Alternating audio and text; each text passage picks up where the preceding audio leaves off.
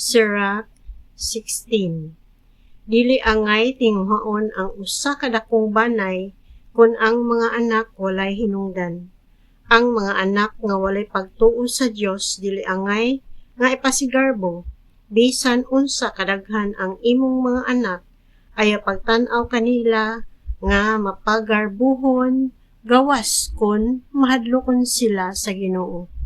Ayaw paglaom pag-ayo sa ilang kaugmaon o pagpaabot nga mabuhi sila sa taas nga panahon. Ang usa ka anak nga magtuman sa kabubot-on sa Dios mas maayo kay sa usa ka libo nga dili magtuman. Mas maayo pa nga mamatay ka nga wala gayoy anak kaysa magbaton og mga anak nga walay pagtuo sa Dios. Ang katawhan sa usa ka syudad mahimo nga modaghan tungod sa kaalam sa usa ka tawo, samtang ang tibuok nga tribo sa mga tawo nga walay pagtahod sa balaod mahanaw. Nakakita ako sa maong mga butang sa makadaghan ug ang akong nadungog mas grabe pa kay sa akong nakit-an. Ang kasuko sa Ginoo mosilao batok sa usa ka pundok sa mga makasasala o sa usa ka masupilon nga nasod. Wala niya pasayloa kadtong mga higante sa karaang panahon nga masaligon sa ilang kaugalingong kusog ug misukol kaniya. Gidumtan niya ang pagkamasupilon sa katawhan nga nagpuyo kauban ni Lot ug wala niya sila pasayloa.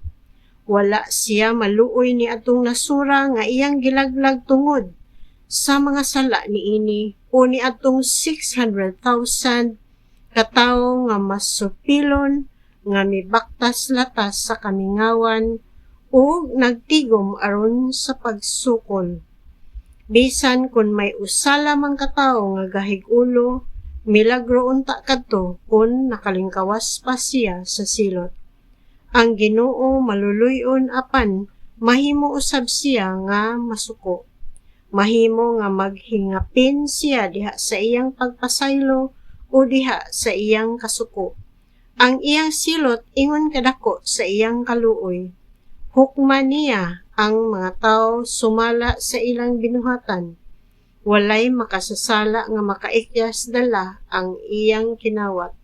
Ang Ginoo moganti sa pailob sa Dios nun nga mga tawo. Ang tanang tawo nga matarong gantihan, ang tanan makadawat sa angay kaniya.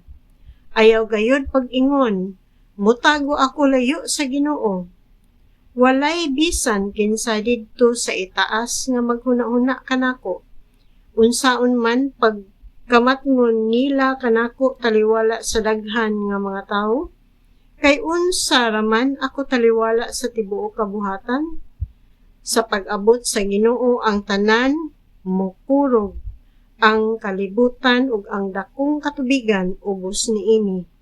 Ang kapanganuran ug ang mga langit ibabaw niini. Ang mga bukid mulihok ug ang sukaranan sa kalibutan mukurog inigtan-aw niya niini. Ang Ginoo dili makanahuna kanako. Walay magtagad unsa ang akong buhaton. Kun magpakasala ako sa tago, magluib ako sa Ginoo, walay bisan kinsa nga mahibalo niini. Kun magbuhat ako sa matarong, walay makasugilon sa Ginoo mahitungod niini. Human sa tanan kinsa may buot nga maghulat kaniya, hinay ra kaayo siya nga mobuhat niadtong iyang giingon nga iyang buhaton. Kadto lamang gamay kaayog kabuot o gigiyahan sa binuang maoy maghuna-huna o mga butang nga sama niini. Anak, pamati ug matnguni ang akong mga pulong.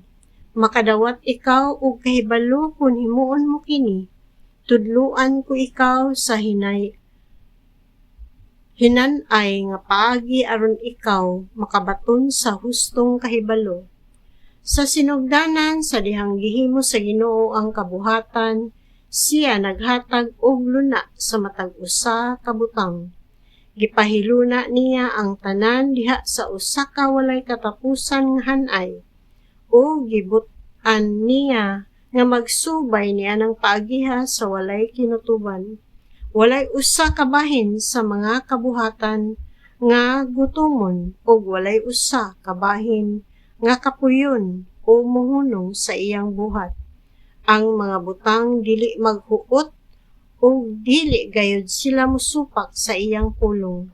Sa pagbuhat sa Ginoo niing tanan, gitan-aw niya ang kalibutan o gipuno ni kini sa mga maayong butang.